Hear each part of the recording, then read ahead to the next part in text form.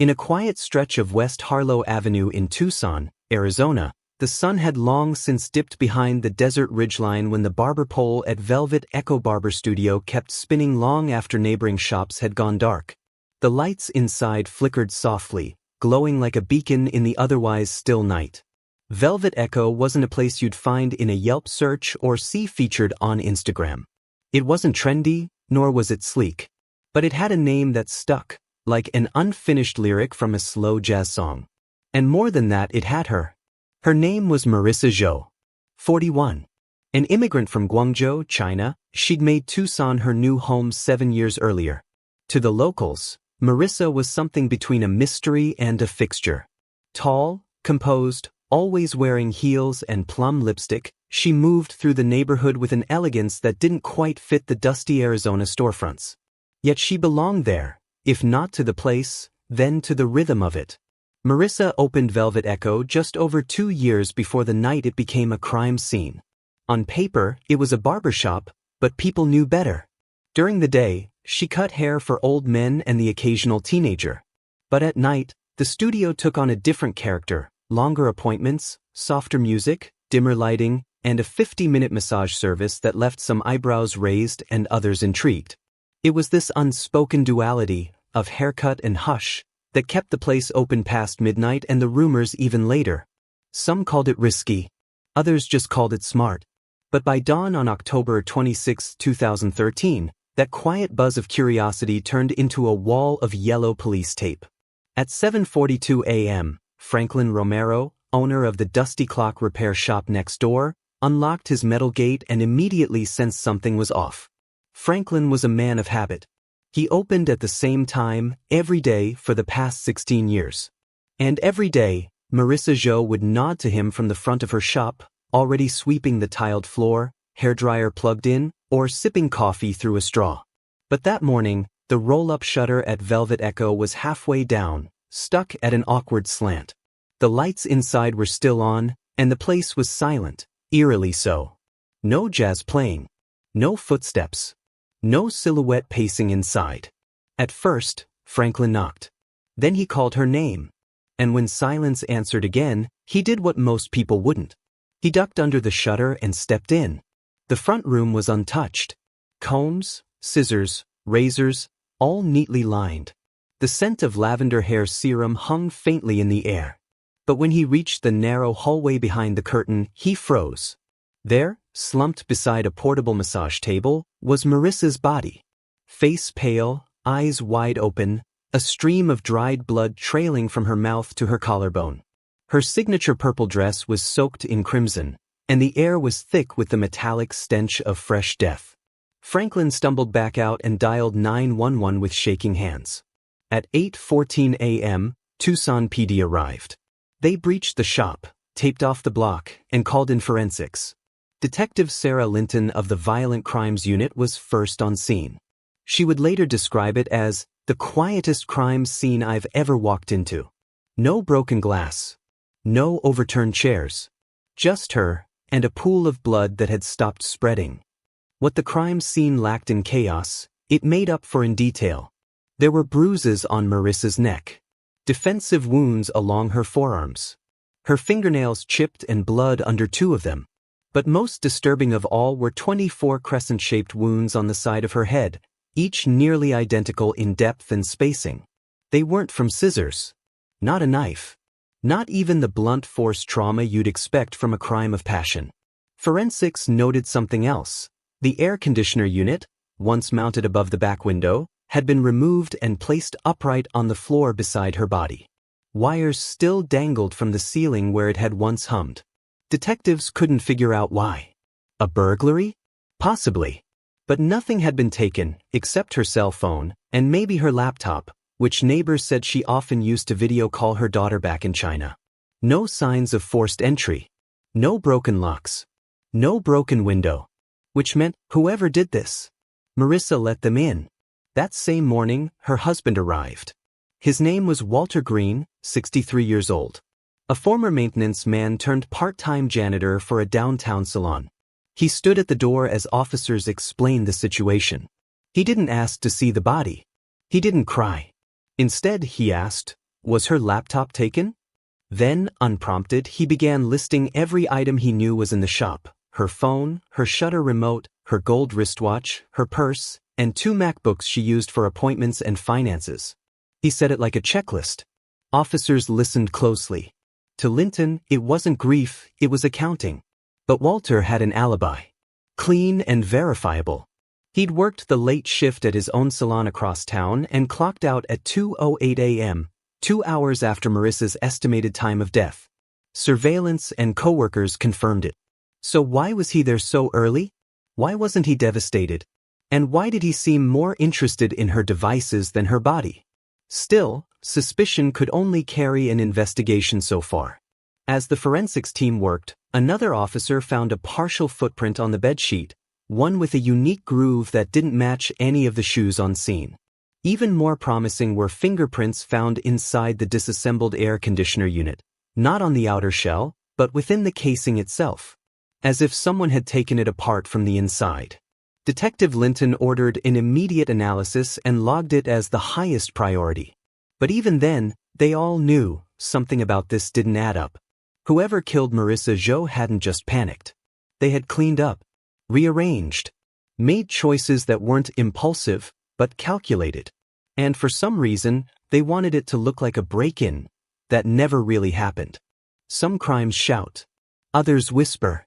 But on the morning of October 26th, what unsettled the Tucson Police Department wasn't the brutality of the crime itself, it was the stillness that surrounded it. Velvet Echo Barber Studio had become a sealed box. And when the metal shutter was found stuck halfway down, it didn't just signal something had gone wrong inside. It marked the moment the city's calm began to unravel. 1. The first sweep. Detective Sarah Linton stood inside the studio's front room with gloves on and notebook out. Everything in the shop felt frozen, untouched. The scent of disinfectant was still faintly in the air. On the wall, Marissa's laminated list of services was pinned in perfect symmetry. A customer punch card sat half-filled on the counter. This was not a robbery gone wild. On the glass shelves, cash was left untouched, roughly $80 in bills and singles still visible in the tip jar. Jewelry? Still in place. No drawers ransacked. The only objects missing, as later confirmed by Marissa's landlord and her business registry, were her personal cell phone, 2 MacBooks used for client records and video calls, a small gold wristwatch she wore daily. Even the bag she usually locked in the back cabinet was still there, with her car keys inside. 2. The body, the layout, the silence. The rear room, a cramped square space just behind the haircut station, had been converted for massages. A portable table stood slightly folded, a few towels still rolled in a basket near the sink. But the rest of the room was eerie. Marissa's body was found on the right side of the massage table. Her dress was soaked through. No one touched her, not until the coroner arrived. But forensic techs noted her right shoe had been removed, resting near the AC unit, and her toenails were painted just days prior. It was an odd detail, but in crime scenes, oddities mattered. The wall-mounted window air conditioner unit was a puzzle in itself. It had been dismounted and placed carefully beside the body. The screws were found aligned on a folded towel nearby, almost as if whoever removed it took their time. Why remove an AC unit during a murder? Was it used as a weapon? Or was it meant to look like a break-in? 3. The timeline forms. Marissa Jo was last seen alive at 10:09 p.m. on the night of October 25th. A delivery driver had passed by to drop off a small bag of takeout, Kung Pao chicken and jasmine rice from a shop 2 blocks away. He told police she seemed normal, smiled, made a joke about staying open too late, gave me a $5 tip. After that, nothing. Her estimated time of death was placed between 11 p.m. and 1 a.m., based on early lividity patterns, body temperature, and the degree of blood pooling beneath her. This timing aligned perfectly with Velvet Echo's usual closing window, and it meant the killer had likely entered the shop with her consent while it was still open. And yet, the front shutter wasn't fully closed. But the neighbors and noise that never happened. Officers canvassed the building. Velvet Echo shared the ground floor of a 3-story mixed-use block. Above were 6 small apartments, mostly occupied by older tenants and recent immigrants. All 6 were questioned. Not a single resident heard a scream. Not a thud. No slamming doors. No argument. One tenant, a 76-year-old man named Mr. Delgado, did report something odd. He said he woke up around 12:30 a.m. because he thought he heard a rolling noise, like something being dragged across the floor. But when he looked out the window, he saw nothing. The blinds in Velvet Echo were drawn, and the street light flickered, as it always did. Linton made a note. Possible sound of body being moved post-mortem? 5. Fingerprints in the machine. By the afternoon of October 26th, results from the AC unit came back. Inside the casing, behind the fan blades and near the wiring, technicians had pulled 3 partial fingerprints. 2 were unusable, but one came back with a match, Martin Reyes. A man in the system, not for criminal charges, but through a state disability assistance registry. Martin was 38, a local freelance electronics repairman with a mild cognitive impairment diagnosis from his early 20s. No prior arrests. No known history of violence. But his fingerprints inside the disassembled air conditioner unit, placed right beside the body, could not be dismissed. 6. The first encounter. Detectives didn't approach him immediately. Instead, they began asking, did Marissa know him? Was he a client? Was he ever seen in the shop? 2 vendors confirmed seeing him once or twice near Velvet Echo, usually late at night. One woman, a fruit seller who worked early shifts, claimed she'd seen him waiting across the street, just standing watching. Detective Linton requested a check of all recent calls from Marissa's shop phone. Most were routine. Appointments. Deliveries. One man had called 3 times in a row the night of the murder, but he turned out to be a drunk regular who later appeared on surveillance at a karaoke bar. But Martin Reyes? His number didn't appear. And when officers ran his name through local cellular registries, they came up blank. He didn't own a phone. 7. Why didn't anyone see him? That's when another officer, a rookie named Jen Collins, pointed something out. The surveillance camera outside Velvet Echo? It had been blocked that night. By what? A delivery truck, illegally parked, with its side panel open, exactly between the camera and the shop's entrance. In the footage, only shadowy movement could be seen. Figures passing in and out of partial view. One of them, a man with a laptop bag, entered at 10:01 p.m. and didn't come out until nearly 12:30 a.m. There was no clear face. But his walk, his stature, the angles of his shoulders, all lined up with Martin Reyes. And yet, even with that, it still wasn't enough to make an arrest. The next step was clear. Find him. Talk to him. Look him in the eye. The killer wasn't a stranger who fled across the border. He was here, somewhere in the city, and he might just walk into another shop tonight like nothing had ever happened. Some people disappear in the wind. Others disappear in plain sight. And when the Tucson PD began looking into Martin Reyes, they found something strange. He hadn't fled. He hadn't hidden. He had simply never really been visible in the first place. 1. A ghost in the system. The fingerprint match inside the air conditioner had given investigators a name, but not much else. No recent employment records. No vehicle registration under his name. No phone number. No social media. No credit cards. Just a state disability enrollment from 7 years earlier, with a home address that turned out to be a boarding house on the east side of town. Detectives Linton and Collins drove there the next morning. The woman running the place, a tired-eyed widow named Mrs. Hanley, recognized the name immediately. Oh, Martin? Quiet one. Fixes electronics. Pays cash.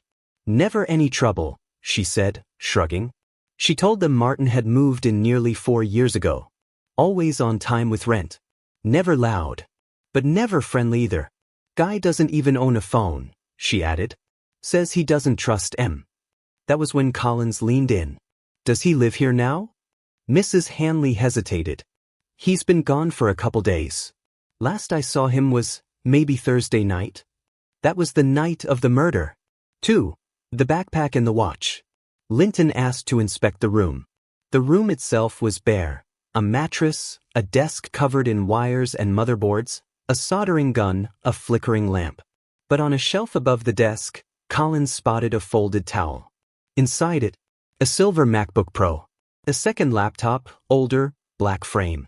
And tucked beneath both, a gold wristwatch with a cracked band. It was the same brand and model that Marissa Zhou's landlord had described, one she wore daily.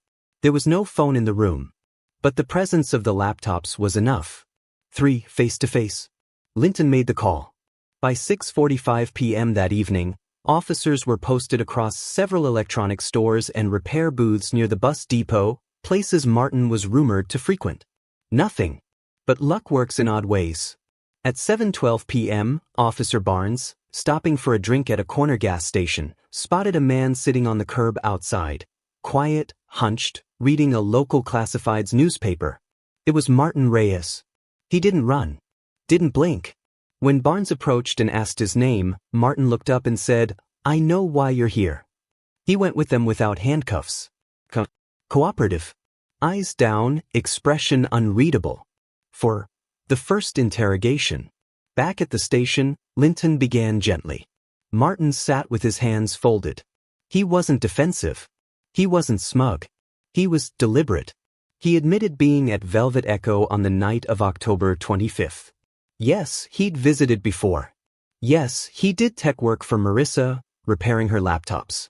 Yes, he stayed late that night. Yes, she was nervous that evening. She got some phone calls, he said. 3 of them. Drunk guy.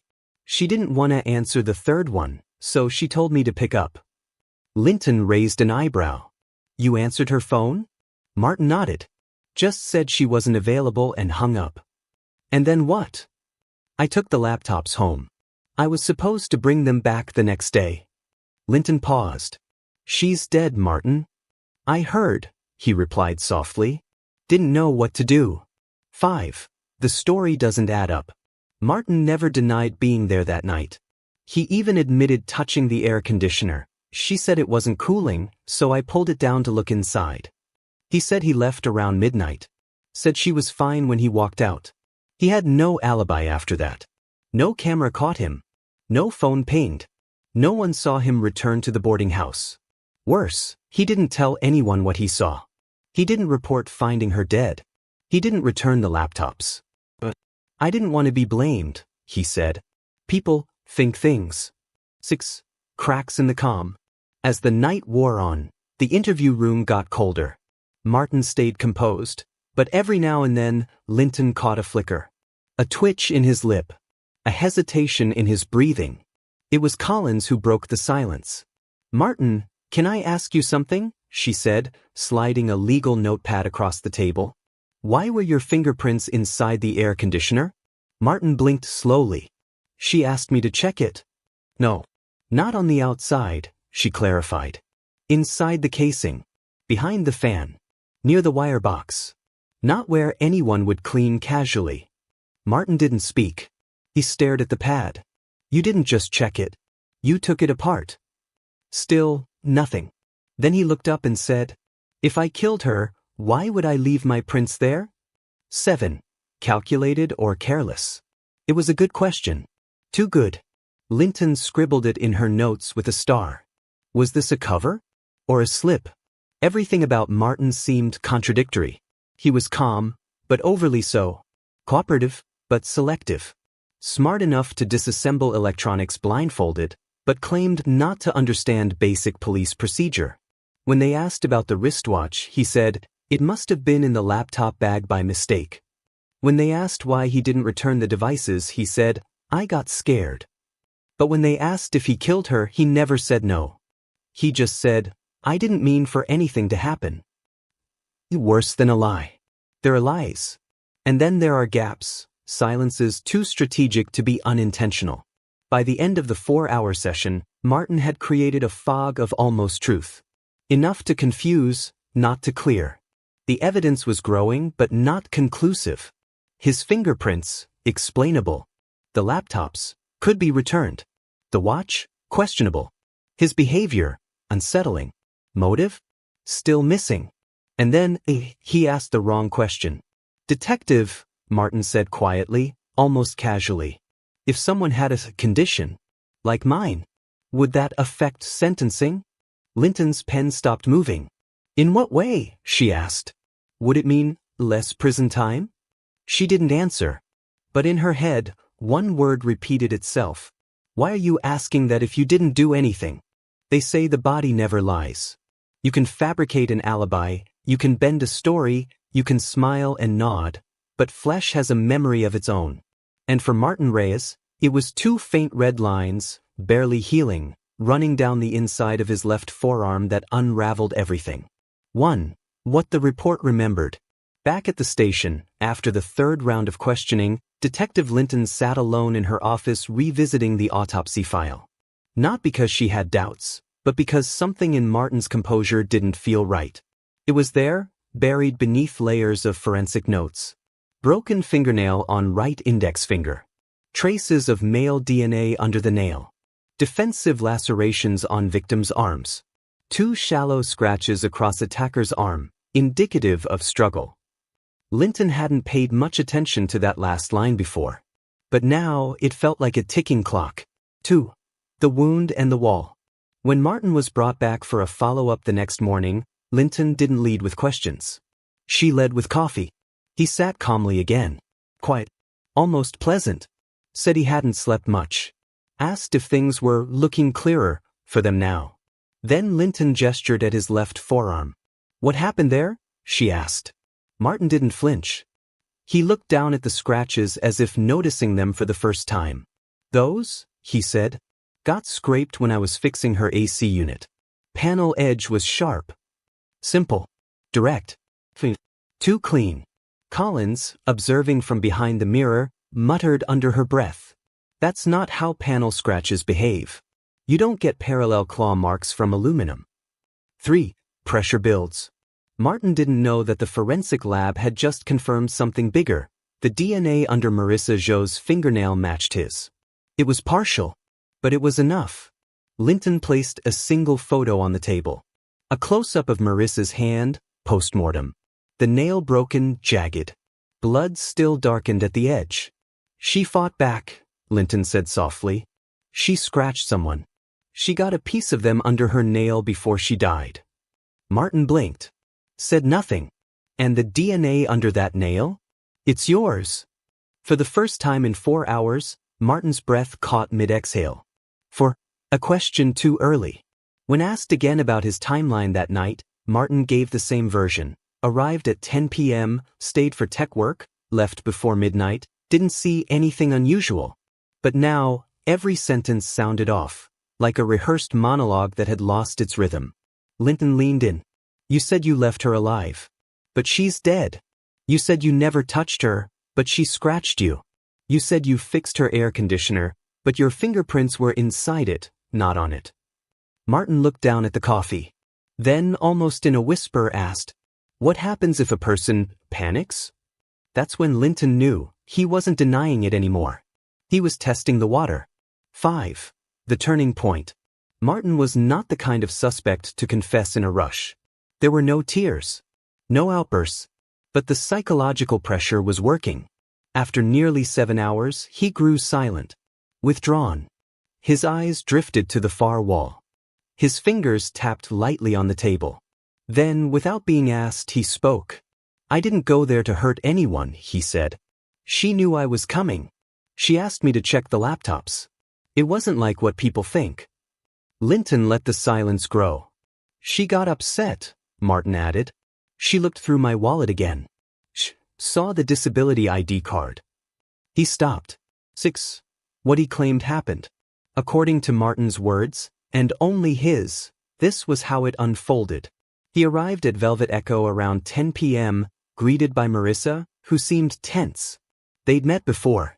She had helped him, occasionally offered extra time when he couldn't pay in full. He said there was mutual respect. But that night, things were different. He claimed she was impatient, distracted, and asked him to fix 2 laptops while she cleaned the back room. At some point, she went through his bag or wallet and found his disability documentation. She laughed, Martin whispered. Said it was pathetic that I still carried it. Called me slow. Linton listened without blinking.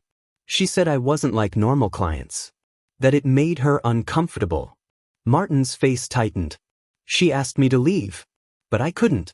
I wasn't done. I was just And I got angry. He said he grabbed her arm. That she pushed him. That she screamed. That he panicked. And then, I choked her, he said. Just to stop the yelling. Then silence. 7. But the scene said otherwise.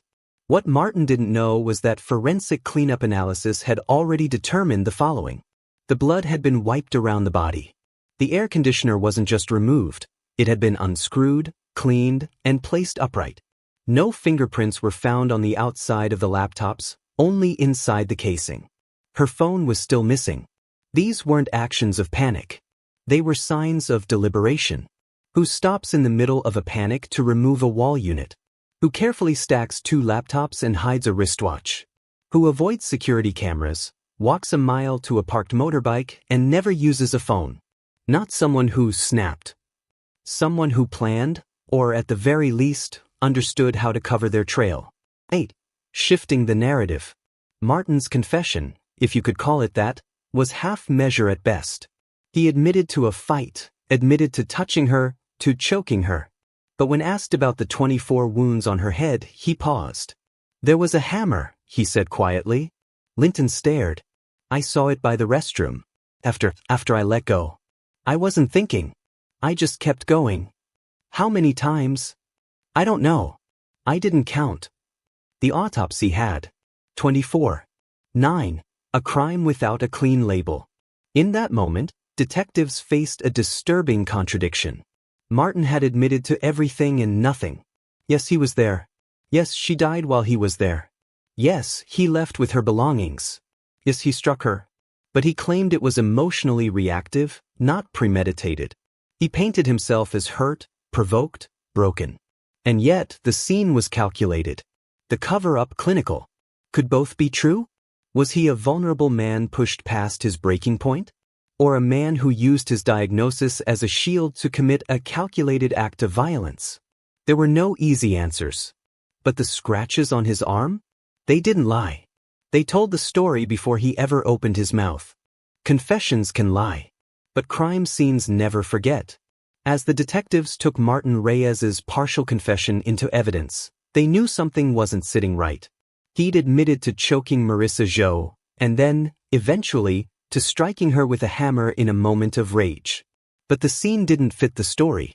What they saw in that back room wasn't the chaos of someone who had snapped. It was the quiet math of someone who had rehearsed. 1. Staged, not scrambled. The forensic team had reconstructed the room from top to bottom. Every movement, every drop of blood, every pressure transfer. The hammer wounds, 24 of them, were all aimed to the same side of the head. Same depth, same angle, same force. That wasn't panic. That was pattern. The air conditioner, supposedly removed because it wasn't working, had been unscrewed cleanly and placed on a towel next to the body. 4 matching screws were found nearby, arranged in a near-perfect line. No blood spatter inside the vent. No signs it had ever been in danger of falling. No damage to its casing. This wasn't collateral damage during a struggle. This was a calculated move to create the illusion of forced entry. 2. Discrete destruction. Then came the digital analysis. The 2 laptops recovered from Martin's room had both been wiped clean. Hard drives reformatted. Boot sectors erased. Martin had claimed he took them for repairs. That he panicked and didn't know what to do. But a tech-savvy panic doesn't end in professional-grade digital sanitation. Someone had sat down, opened command prompts, and methodically scrubbed the drives. Worse, Marissa's phone still hadn't been found. The GPS data stopped transmitting at 11:43 p.m., consistent with her estimated time of death. Last text sent, an emoji to her daughter. Last call received, a missed one, at 10:52 p.m., from a known client. After that, nothing. 3. The deleted face. In reviewing surveillance footage from nearby stores and traffic cameras, detectives stumbled onto one detail they had previously missed. At 9:02 p.m., a shadowy figure, presumed to be Martin, was caught walking into Velvet Echo from the west end of the block. The footage was blurry, distorted by a parked delivery truck. But what mattered wasn't what they saw. It was what they didn't. A street camera at the end of the block was manually tilted upward, pointed at the sky. Officers later confirmed that camera usually covered the sidewalk where Martin would have walked. It had been tampered with sometime between 8:30 and 9 p.m. It wasn't hacked. It was physically rotated. For detachment or design. Back in interrogation, Martin maintained the same quiet tone. When presented with the findings, the removed camera, the cleaned laptops, the perfectly staged air conditioner, he didn't deny any of it. He simply said, "I wasn't trying to hide. I just didn't want to be misunderstood." And yet, everything he did pointed toward concealment. Every object moved. Every trace wiped. Every story half told. The inconsistencies kept piling up. If he acted in blind rage, how did he know which hard drive partition to delete? If he panicked, why take the time to align the AC screws so neatly? If he was ashamed, why not leave a note, a call, anything? But instead, he returned to his boarding house, hid the laptops, folded the towel, went to sleep. 5. Community reaction. 2 portraits of the same man. News of the arrest spread quickly. To the neighborhood, Marissa Zhou was a complicated figure. Elegant, private, but undeniably different. Some admired her resilience. Others whispered things they didn't understand. Her shop had been seen as both refuge and scandal. But Martin Reyes? He was invisible, until now. Reporters showed up at the boarding house. Mrs. Hanley refused to speak. But a few neighbors described Martin as quiet, maybe too quiet. One recalled him staring at her dog for 5 full minutes without blinking. Another claimed he once fixed a toaster but refused to accept payment. No one suspected him of violence. But no one really knew him either. Even now, they couldn't decide. Was he a fragile man who broke under pressure? Or a cold, invisible predator who had been waiting for the perfect night? 6. The prosecutor's puzzle. When the case moved to trial prep, the prosecution team faced a dilemma. They had a confession, but not a full one. Forensic evidence, strong, but circumstantial in the staging. Motive? Murky at best. Martin's defense team wasted no time filing a motion to introduce his mental health history as a mitigating factor. They claimed mild cognitive delay, social vulnerability, and emotional hypersensitivity. Their narrative? Martin was shamed by someone he trusted. He reacted out of hurt, not hate. But the crime scene told a different story. One of control. One of careful, calculated moves. One of clean exits and quiet deception. 7. One last missing piece. Then, just weeks before trial, a maintenance worker sweeping a drainage path a mile away found Marissa's cell phone, cracked, water-damaged, but recoverable. Digital forensics were able to pull fragments of deleted data. One voice memo file survived. Timestamp, 10:56 p.m., October 25th. It was short, faint, just under 15 seconds. But the audio was chilling. Marissa's voice. "No, don't touch that. That's not part of, wait, what are you doing with?" A thud. Then silence. It wasn't a confession, but it was enough. Some trials search for justice. Others settle for closure. By the time State versus Martin Reyes entered the courtroom in the summer of 2015, nearly 2 years had passed since the night Marissa Zhou was found dead inside Velvet Echo. In those 2 years, detectives, analysts, and prosecutors had turned over every stone, but what remained wasn't a perfect picture. It was a jagged one. Uneven. Fractured. Like a mirror struck from the inside. And in the middle of it all stood a man with no phone, no past, and no expression. 2 stories in one room. The prosecution painted a narrative built on facts. Marissa Zhou died from 24 blunt force wounds to the head. The wounds were delivered with consistency and control, not chaos. The air conditioner was removed, not broken. Laptops were taken, cleaned, and digitally wiped. Her phone was discarded, only to be found weeks before trial, with a final voice memo suggesting a struggle had begun before any violence escalated. And Martin Reyes was the only one inside that room. The defense, meanwhile, told a very different story. They called Martin fragile, socially isolated, emotionally vulnerable, with a lifetime of being dismissed, ridiculed, and ignored. They acknowledged he had caused Marissa's death, but claimed it was not premeditated. They argued he had been provoked, emotionally humiliated, and mentally overwhelmed. They cited his diagnosis of mild intellectual disability as the lens through which every action should be interpreted. To the jury, the case wasn't just about what had happened. It was about why. 2. The confession in pieces. Martin took the stand.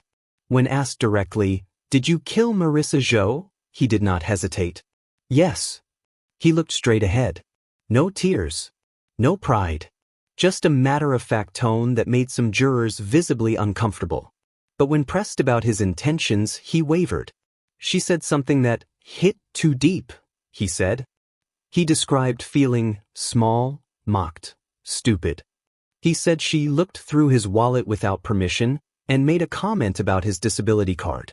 "She said I shouldn't be here." He never described hatred, just shame. 3. The prosecution's rebuttal.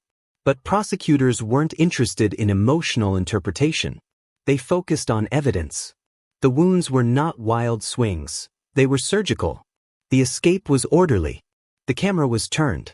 The items hidden. And the story changed more than once.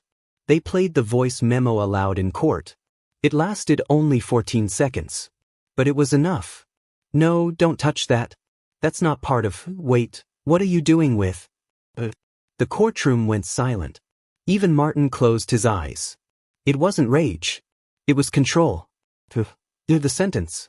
After 4 days of deliberation, the jury returned a mixed verdict. Guilty of second-degree murder. Not guilty of premeditated first-degree murder. Guilty of tampering with evidence. Guilty of obstruction. The judge, citing the severity of the violence and the deliberate cleanup, but also acknowledging the defendant's psychological profile, handed down a sentence of 13 years and 5 months in state prison. No parole for the first 10. 5. Public reaction. Sympathy versus strategy. The community response was divided. Some called it merciful, a sign of a justice system that still believed in rehabilitation. Others called it a failure, a dangerous precedent that a calm, intelligent killer could hide behind a diagnosis. Reporters dug into Martin's past. There were no criminal records, no violence, no known conflicts. Just quiet. Too quiet. He had lived in the same neighborhood for 4 years. Fixed appliances. Helped people. Smiled softly. Walked slowly. And yet, in that silence, something had festered. 6. The shop that never reopened. Velvet Echo remained closed. Marissa Jo's body was cremated, her ashes returned to her daughter in Guangzhou. Her name was etched into a stone near the city's east end, beneath a cherry blossom tree planted in her memory. The shop itself was eventually sold to a Vietnamese bakery, but no one ever leased the back room. Contractors said the space was too tight or bad for airflow, but neighborhood whispers suggested otherwise. To those who lived nearby, Velvet Echo became a ghost. A place where the air never felt quite clean, where the chair still sat, where the light once stayed on too long. 7. What remained? Martin Reyes served his time quietly. No infractions. No letters. No visitors. Psych evaluations described him as calm but emotionally disengaged. He never once expressed remorse, but never showed pride either. He described the murder as a moment I don't fully remember, yet remembered every step he took to avoid being caught. And so, the question lingered long after the bars closed around him. Was it a moment of humiliation, or years of quiet resentment that finally came to life? Because sometimes the dead don't speak, but the ones who killed them never really stop talking. Some crimes end with a verdict. Others linger, like the sound of a blade being sharpened long after the cut is made.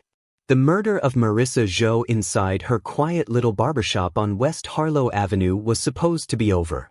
The killer had confessed. The jury had spoken. The sentence had been delivered. And yet, for those who lived near Velvet Echo, it never truly ended. Because some places remember. 1. The room with the chair. After the trial, the landlord offered to sell the entire commercial space at a discount. Several tenants came and went, bakeries, a tailoring shop, even a short-lived vape store. But no one lasted more than a year. And no one, not one, dared use the back room. It still held the original massage table, the same overhead fan, and the same vintage leather barber chair, with its armrest permanently scratched on the underside, a detail only the investigators noticed. Some say it was superstition. Others said it was respect. But mostly it was the silence. The kind that settled in that room and never quite lifted. A city inspector once described it as the coldest 10 square feet I've ever stood in. 2. Her daughter's return.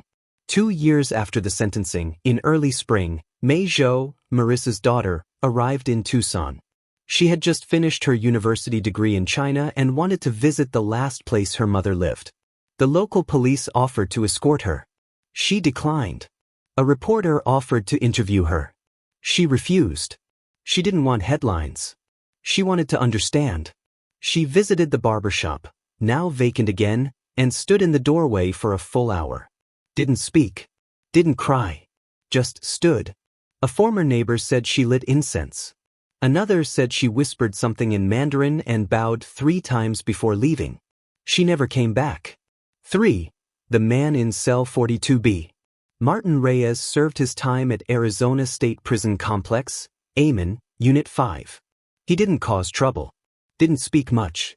Didn't join groups or programs. But he did fix things. Radios, hot plates, old fans. Correctional staff described him as courteous, almost too polite. He never asked about early release. He never appealed. He never wrote to anyone, not even his public defender. When asked if he regretted what he did, he always gave the same response. I remember it differently than they do.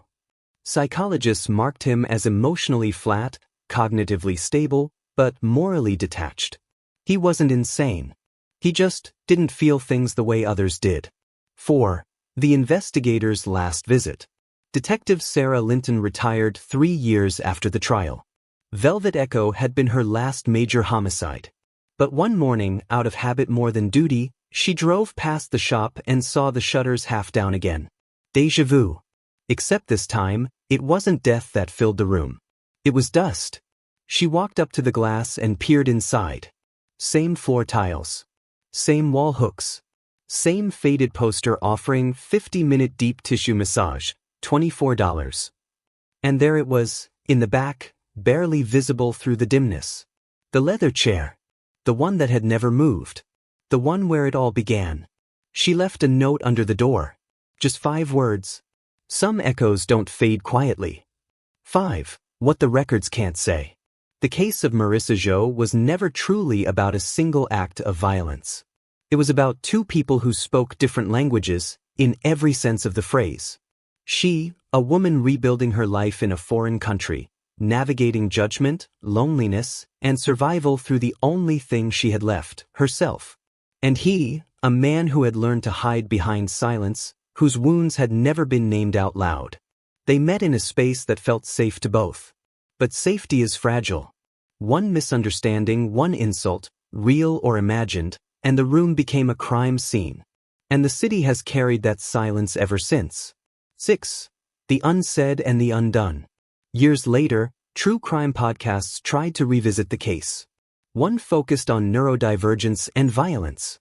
Another criticized the sentence as soft. One even suggested Martin may have killed before. But none of them could answer the real question. Was it a crime of impulse, or a simmering resentment disguised as innocence?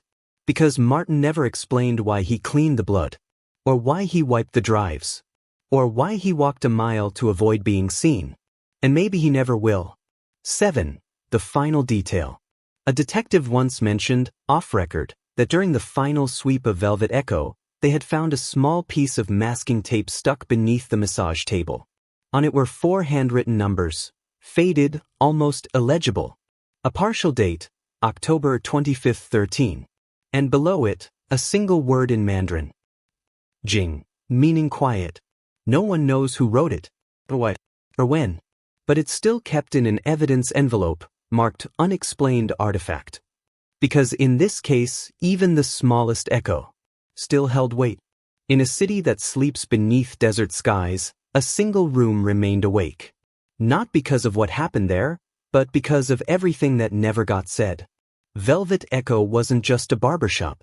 It was the place where silence turned deadly, and where justice, though served, left behind a question louder than any verdict.